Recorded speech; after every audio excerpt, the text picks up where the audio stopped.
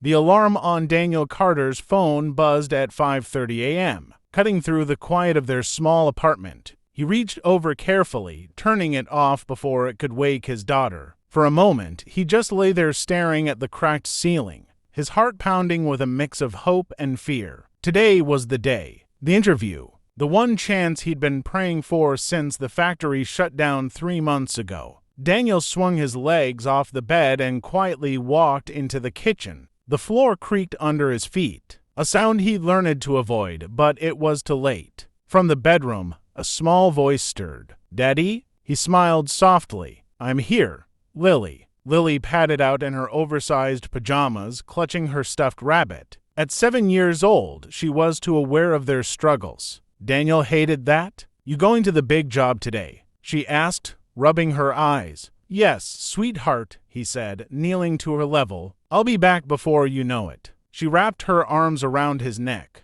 "Good luck. I know you'll get it." Those words hit him harder than any rejection ever had. He hugged her tightly, then stood and finished getting ready. His suit was old, the elbows slightly worn, but it was clean. He polished his shoes with extra care. Today, appearances mattered. After dropping Lily off at school, Daniel checked his watch. He had just enough time. The interview was across town at a massive corporate building, glass walls, steel beams, the kind of place that decided people's futures in 30-minute conversations. He boarded the bus, rehearsing answers in his head. Strengths, weaknesses, experience, leadership. He'd practiced for days. 3 stops before his destination, the bus jerked to a halt. Daniel nearly lost his balance as a few passengers muttered in annoyance. Outside, on the sidewalk, an elderly woman lay crumpled near a fallen grocery bag. Apples rolled into the street.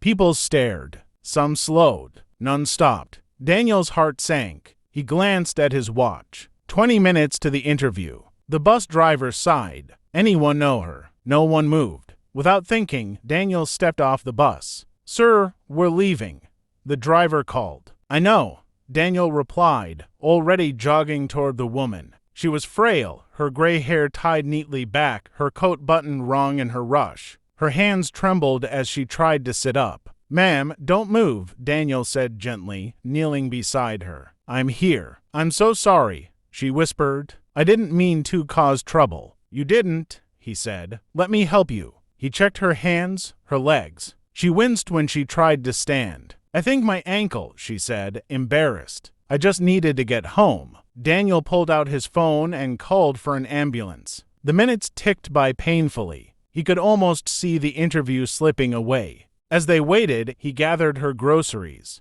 dusted off her coat, and spoke to her calmly, reassuring her she wasn't a burden. "You don't need to stay," she said after a while. "You look like you have somewhere important to be." Daniel smiled, though his chest tightened. "Nothing's more important than making sure you're okay." The ambulance arrived. Paramedics lifted her carefully. She reached out and grabbed Daniel's hand. "What's your name, young man?" she asked. "Daniel." "Thank you, Daniel," she said, her eyes sharp despite her age. "You didn't have to do this." "I know," he replied, "but I wanted to." They took her away, and just like that, the street went back to normal. Daniel stood there, watching the ambulance disappear. He checked his phone. Interview missed. His shoulders slumped. For a moment, he felt the weight of everything pressed down on him, the bills, the rejection emails, Lily's hopeful eyes. He took a deep breath, steadying himself. That was the right thing, he whispered, though it didn't make it hurt any less. He took another bus home, trying to think of how he'd explain it to Lily.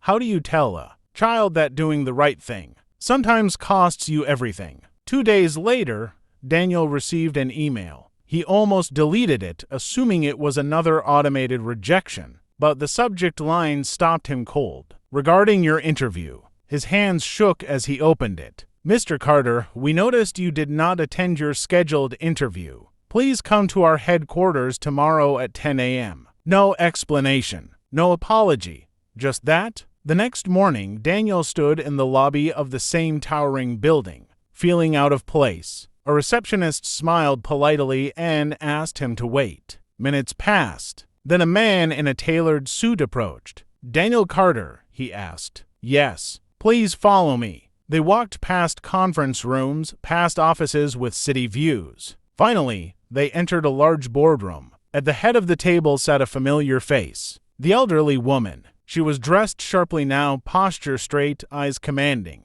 Gone was the frailty. She looked powerful. Daniel froze. She smiled slowly. Good morning, Daniel. His voice failed him. You're Margaret Hale, she said, founder and CEO. The room felt like it tilted. She gestured for him to sit. You missed your interview. Yes, ma'am, Daniel said quietly. I understand if. I know exactly why you missed it, she interrupted. She folded her hands. I was testing more than resumes that day. I wanted to see what kind of people exist when no one's watching. Daniel swallowed. You helped me when it cost you something, she continued. You didn't know who I was. You didn't ask for anything. You stayed. She slid a folder across the table. I don't need to interview you, she said. I need people like you. Daniel opened the folder. It was an offer letter. The salary made his breath catch.